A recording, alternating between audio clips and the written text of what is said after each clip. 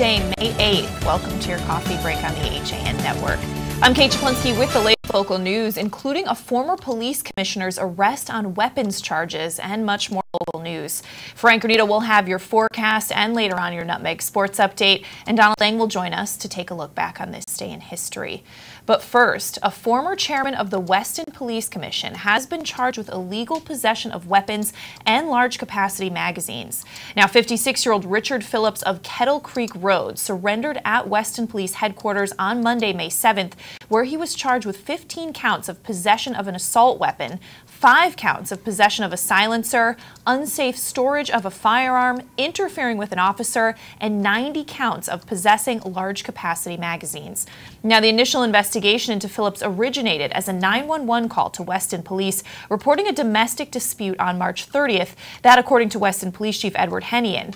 Well, Phillips was arrested and charged with disorderly conduct after police received a phone call from a person at Phillips' home who said he had thrown a gun during an argument, that according to the police report.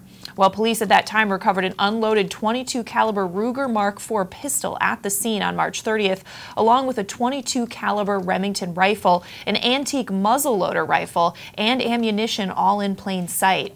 Now, Phillips is a former member of the Weston Police Commission and served as its chairman for 7 years until 2013, when he decided not to run for re-election. Now, he is also the former president of the Weston Kiwanis Club and served as an assistant scoutmaster for Weston Boy Scout Troop 788. Now, further information about the additional weapons charges lodged on May 7th were not immediately made available by police, but you can get more on that story at aspetuck.news. In other news, Ridgefield police are investigating the theft of a new Jeep Renegade that was stolen from Pamby Motors on Danbury Road at 1:45 in the morning on Sunday, May 6th, and then found abandoned a short distance from that dealership.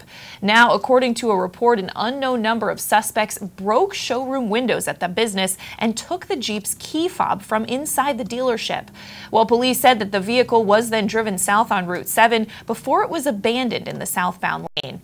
Now, it is unclear at this time why that vehicle was abandoned, but Police Captain Jeff Kreitz said officers discovered the unoccupied car a short distance from Pamby Motors after receiving a report of an abandoned motor vehicle on the side of the roadway. Now, police are asking anyone with information regarding this incident to contact them directly at 203-431-2794. And in an update on a story that we brought you yesterday, the death of a woman found in a Burlington, Connecticut pond. Now, no age or hometown was immediately provided. That death remains under investigation and no arrests have been announced, but police previously said there was no threat to the community. State police are also asking anyone with information to contact them at 860-626-7900. And in other news, the Connecticut State Police Collision Analysis and Reconstruction Squad, otherwise known as CARS, yesterday made an arrest in a November 2017 crash that killed a 3-year-old in Waterbury. Back on November 21st, 2017, at about 3:50 in the afternoon, a 1999 Acura TL operated by 18-year-old Zeki Lee of Waterbury was traveling on South Main Street when it collided into a Toyota Corolla at the intersection of South Main Street and East and West Liberty Street. Now, at the time, Lee was fleeing from Waterbury police officers who were attempting to conduct a traffic stop. Well, at that time, 4 pedestrians were waiting on the southbound sidewalk of South Main Street north of that intersection when the Acura and Toyota collided there. Well, following the impact, both vehicles traveled onto the sidewalk, crashing into those pedestrians. Now, as a result of that accident, a 3-year-old pedestrian was killed. Those other pedestrians sustained serious injuries and were transported to hospitals for treatment. The operator of that Toyota also sustained some minor injuries and was transported to the hospital. However, Lee was not injured in that case. Now, police say through the course of this extensive investigation, troopers assigned to CARS applied for and were granted an arrest warrant for Zeki Lee.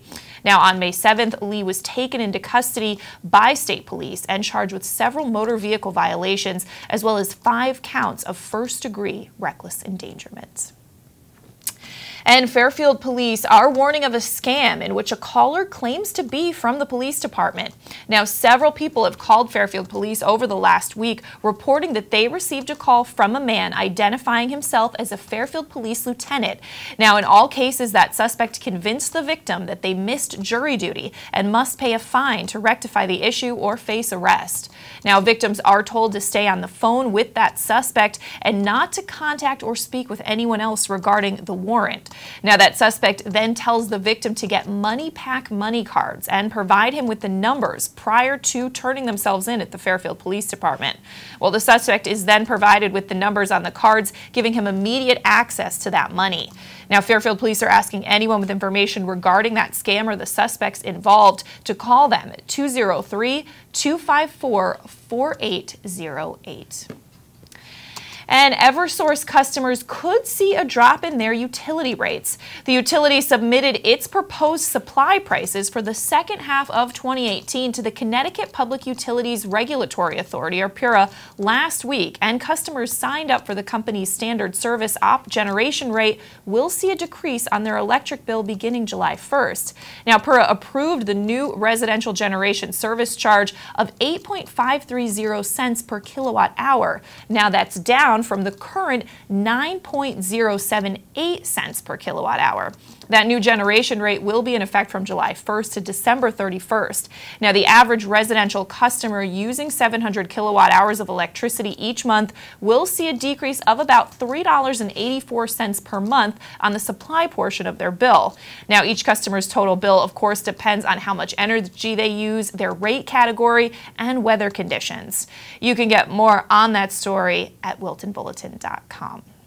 Well, speaking of weather conditions, we're going to throw it over to Frank Granito now for a look at your forecast. Frank. All right, thank you, Kate. Mostly sunny skies expected this afternoon, a high around 67 degrees. We'll see mainly clear skies overnight and a low of 45 heading into Wednesday. Partly sunny tomorrow, but still pleasant conditions with temperatures right around 70 degrees on the cooler side. 52 is the low overnight. We'll see some sun breaking through on Thursday, mostly cloudy during the day. Temperatures right around 65, but it looks like it is going to stay absolutely perfect as we head into the weekend as well. Plenty of sunshine and comfortable conditions coming our way this weekend as well, Kate.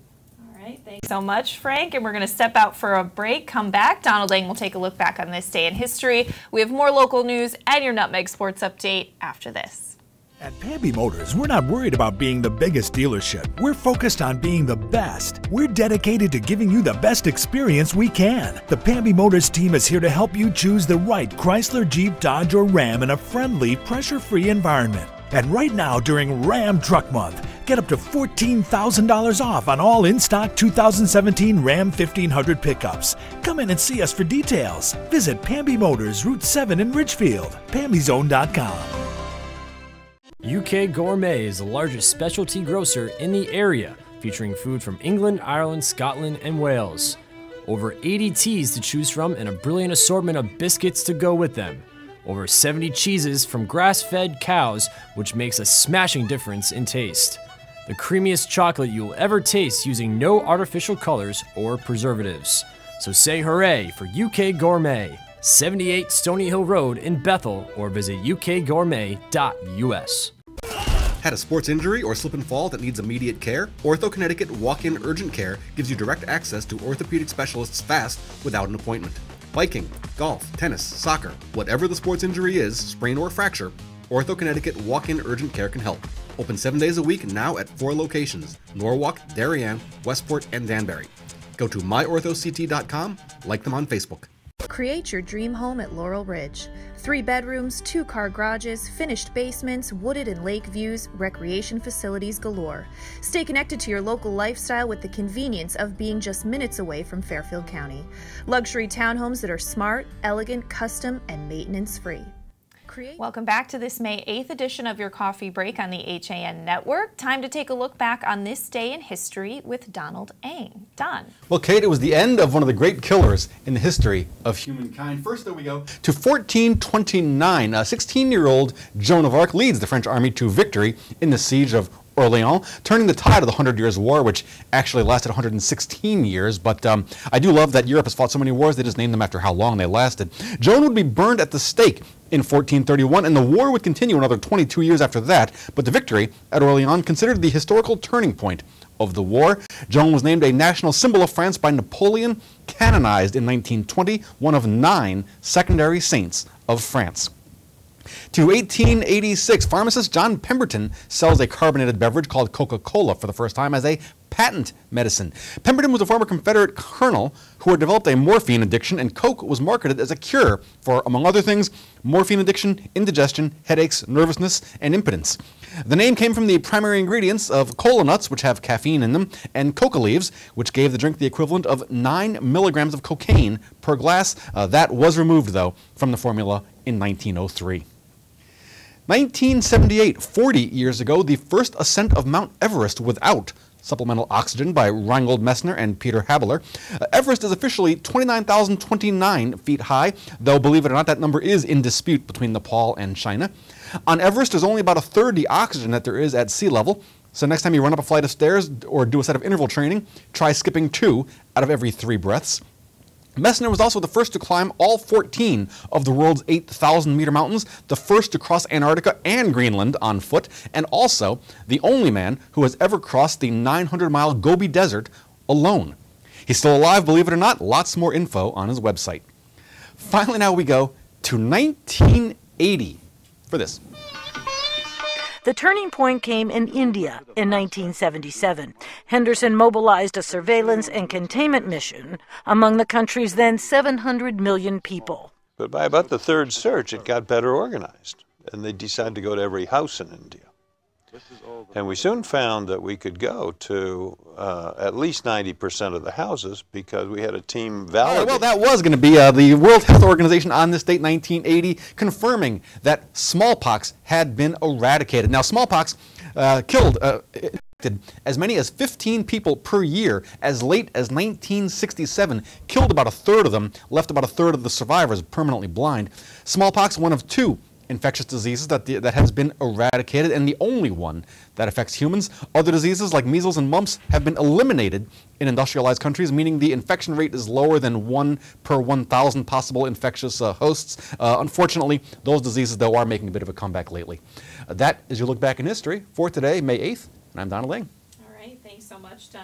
Well, in other local news, Wilton police cracked down on texting and distracted driving during the month of April, handing out 63 tickets.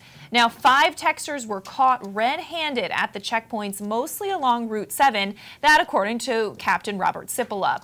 Now, 41 were caught talking on their cell phones while driving, and 16 had distracted driving behavior. Now, there was one other violation as well. Now, the total hours worked by officers under the grant from the State Department of Transportation was 127 hours. Now, last April, there were 11 texters caught and 40 cell phone talkers in Wilton. Well, under Connecticut's cell phone and texting laws, fines range from $150 for a first offense to $300 for a second offense and $500 for each subsequent offense. Well, in other news, the Raymark ball field site in Stratford was once known for its big hits. Well, now town, state, and U.S. Environmental Protection Agency officials are hoping to see even bigger things at that site after a long-awaited remediation project is finished.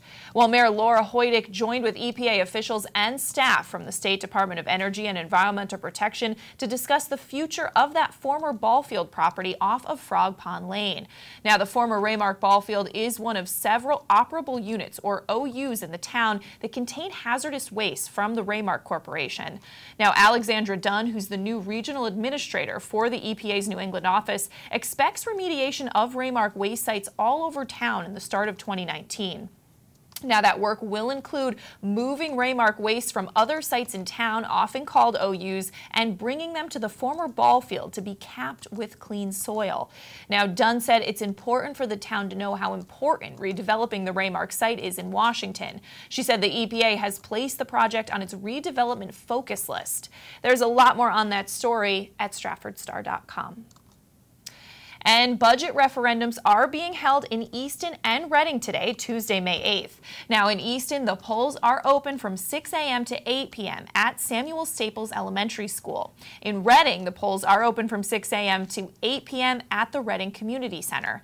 Now voting results from both will be posted online tonight at aspetuck.news. And the Milford Harbor Duck Race is returning, and you can now adopt your ducks already online at milfordduckrace.com.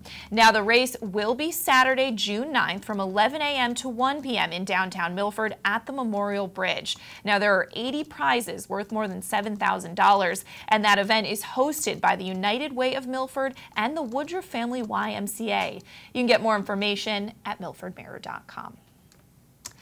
And in other news, Ridgefield State Representatives John Fry and Michael Ferguson joined State Senator Tony Boucher in welcoming the 2018 state champion Ridgefield High School schoolgirls soccer team to the state capitol in Hartford.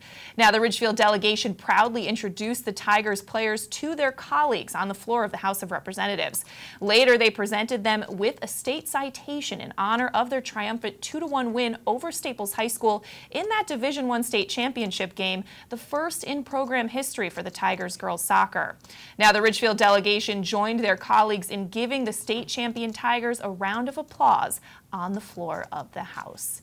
Very cool. All right, well, staying on the topic of local sports, it's time to throw it over to Frank Granito for your Nutmeg Sports Update. Frank. All right, thank you, Kate. We'll stay with those Ridgefield Tigers. They had a huge matchup in baseball yesterday against Staples, first place in the FCAC on the line, and Ridgefield outlasting the defending Double L state champions. 3-2, the Tigers get the win. They now hold first place in the conference. Staples not far behind, though. They currently sit in second, and they hold the tiebreaker over Darien, who defeated New Canaan yesterday, also by a score of 3-2.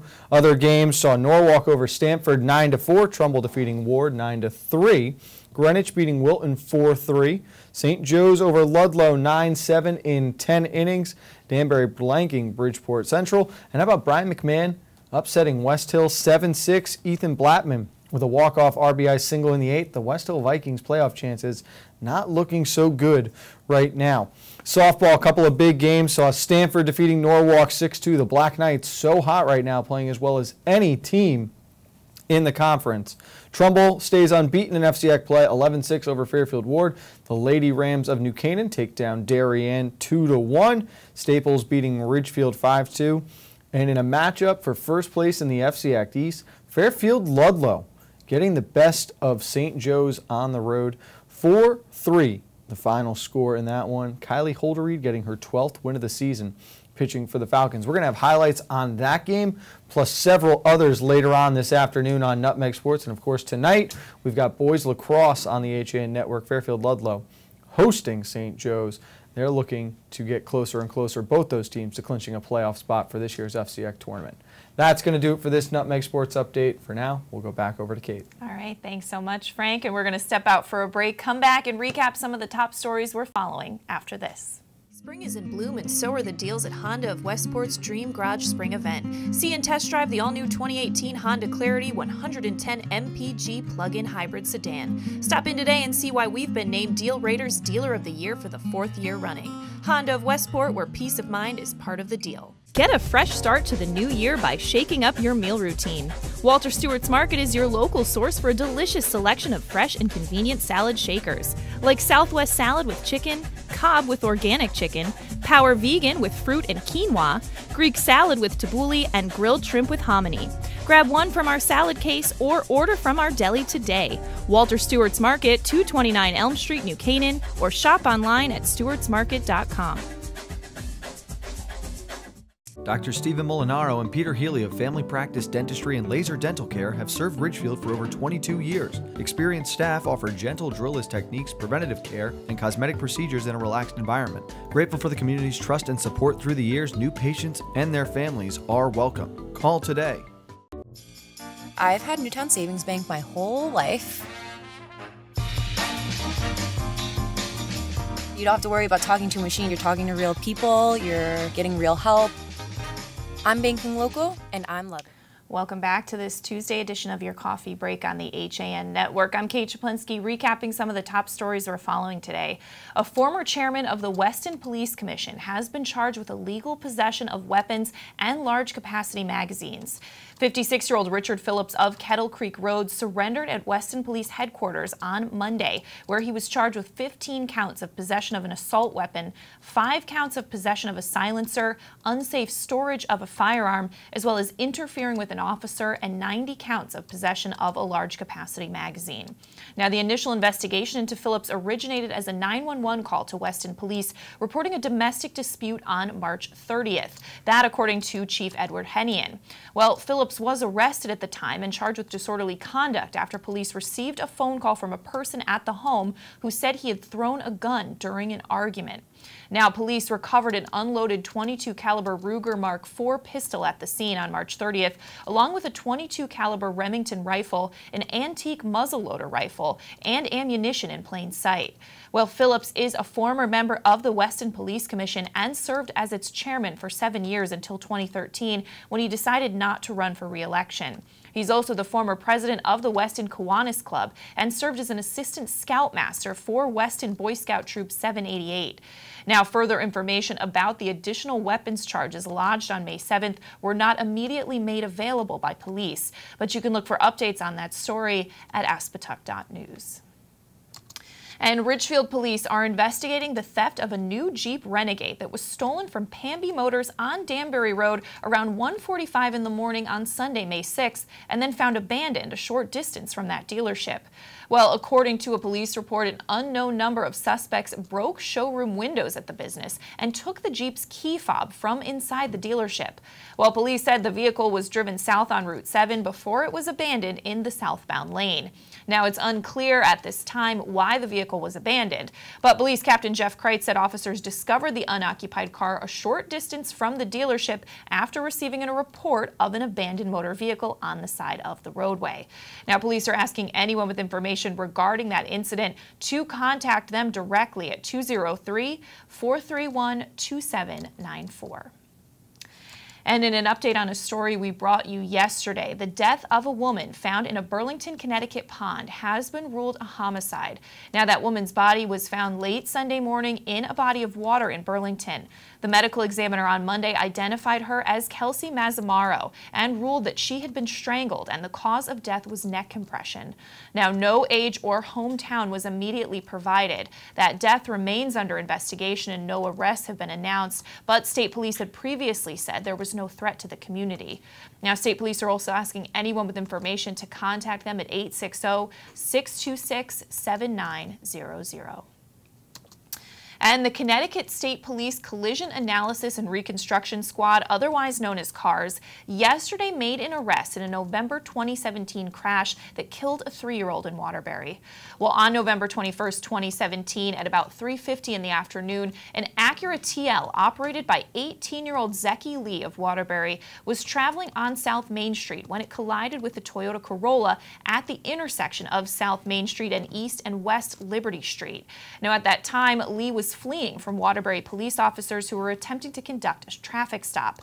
Now, at that time, 4 pedestrians were also walking on the southbound sidewalk of South Main Street north of that intersection when the Acura and Toyota collided there. Well, following the impact, both vehicles traveled onto the sidewalk, crashing into those pedestrians. As a result of that crash, a 3-year-old was killed. The other pedestrians sustained serious injuries and were transported to hospitals for treatment. The operator of the Toyota also sustained some minor injuries and was taken to the hospital. However, Lee was not injured. Now, through the course of this extensive investigation, state troopers assigned to CARS applied for and were granted an arrest warrant for Zeki Lee. Now, on May 7th, Lee was taken into custody by state police and charged with several motor vehicle violations, as well as 5 counts of first-degree reckless endangerment. And Fairfield police are warning of a scam in which a caller is claiming to be from their department. Now, several people called police over the last week reporting that they received a call from a man identifying himself as a Fairfield police lieutenant. Now, in all cases, the suspect convinced the victim that they missed jury duty and must pay a fine to rectify the issue or face an arrest. Now, victims are told to stay on the phone with the suspect and not to contact or speak with anyone regarding the warrant. Now, the suspect then tells the victims to get money pack money cards and provide him with the numbers prior to turning themselves in at Fairfield Police Department. Now, the suspect is then provided with the numbers on the cards, giving him immediate access to that money. Now, Fairfield police are asking anyone with information regarding the scam or the suspects involved to contact them at 203-254-4808. All right, let's throw it back over to Frank Granito for one final look at your forecast. Frank. All right, again, Kate, we are looking at lots of sunshine the next few days. Mostly sunny this afternoon, a high of 67, mainly clear overnight with a low of 45. Partly sunny tomorrow, still pleasant conditions though, a high around 71 degrees. We'll see clear skies overnight. A little bit of sunshine coming our way on Thursday, but it could be mostly cloudy in the later parts of the day. But it looks like the weekend will clear up. Lots of sunshine still coming, and again, temperatures the high 60s, low 70s as we start to really get to enjoy that spring weather. Nutmeg Sports at 2 o'clock this afternoon. Boys lacrosse on the network tonight. 7 p.m. face-off between St. Joe's and Fairfield Ludlow. For now, back over to Kate. All right, thanks so much, Frank. And we're going to wrap things up here on your coffee break, but we will see you tomorrow at 11 with the latest local news and more. Enjoy the day.